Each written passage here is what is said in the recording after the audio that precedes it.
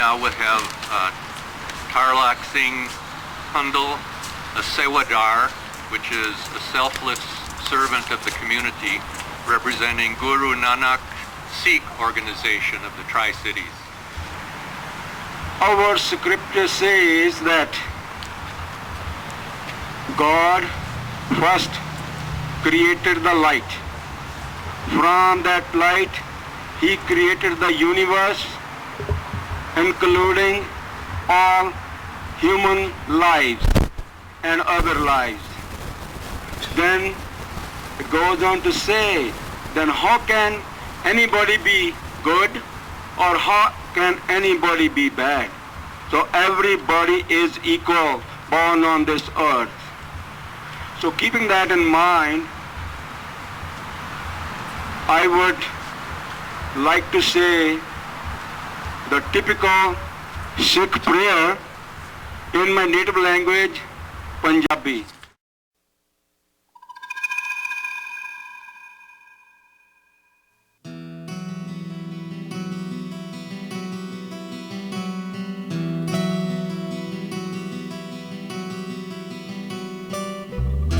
The Sikh religion, which started over 500 years ago in the Punjabi region of northern India, has been a lightning rod up to the present day.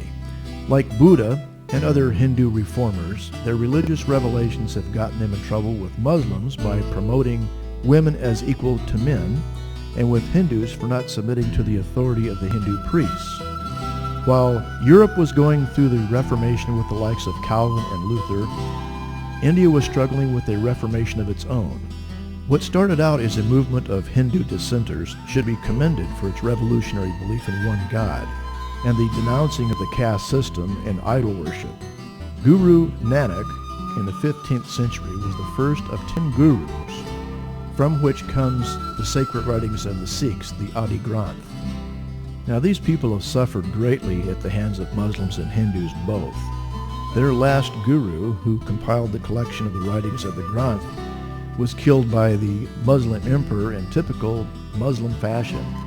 Burning sand was poured over his head while he was forced to sit on a hot iron plate.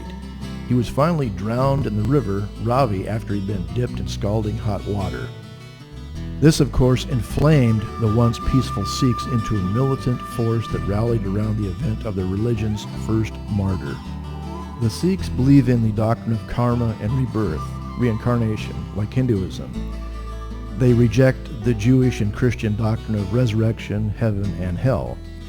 The Hindu concept is that one can be freed from the wheel of rebirth only by religious devotion. The Bible, however, says, "Inasmuch as it is appointed for men to die once, after this comes judgment."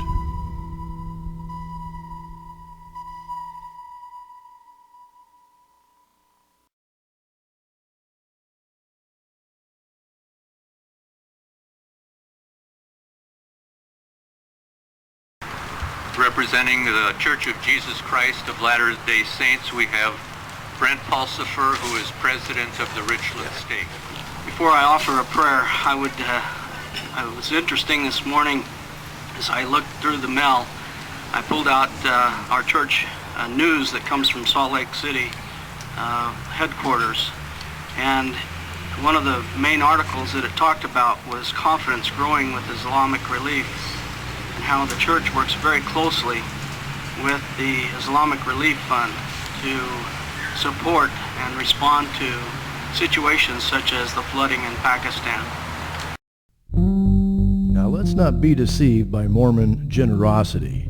They do have an ulterior motive, and that is to win converts. In Mormon Doctrine by Bruce R. McConkie on page 670, we read, "If it had not been for Joseph Smith and the Restoration, there would be no salvation. There is no salvation outside the Church of Jesus Christ of Latter-day Saints." We have neighbors in our community who are people of faith but are not affiliated with any organized religion. Our Vice Chairman of World Citizens for Peace, Gene Weisskopf, will offer a prayer on their behalf. Thank you for all coming today. I offer my words as unaffiliated, so I talk actually only for myself because other unaffiliateds might have different beliefs than my own. I also can't give credit to any one religion for shaping me and my beliefs.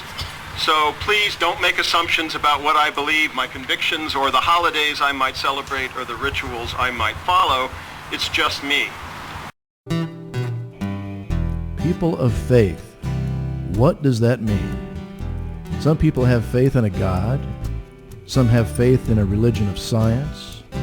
Others have faith in themselves, whom they have elevated to deity.